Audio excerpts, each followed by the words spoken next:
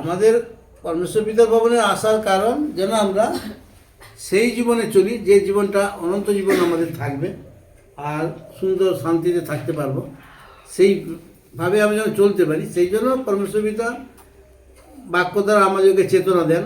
আর পরমেশ্বর পিতা আজ সাক্ষী বা বাক্য দ্বারা কত সুন্দরভাবে শিখালো কি না, কাউকে যেন মুখ থেকে আমরা অভিশাপ না করে ফেলি।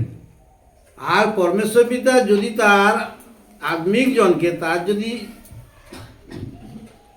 সন্তানদেরকে কেউ অপমান করে, সে অপমানও তিনি সহ্য করতে পারেন না, আর সেই অপমানের শাস্তি তিনি কিন্তু দিয়ে দেন। এদিকটা কেউ আপনার সঙ্গে বলল তুই খ্রিস্টান হয়ে গেছু, হাততালি মারতে যাচ্ছ, অমুক করছো, এমন অনেক কিছু বলবে, তাড়না করবে, কিন্তু তার উত্তর কিন্তু তোমরা দিতে যাও না। যেটা বলবে সেটা নীরবে শুনে নেবে।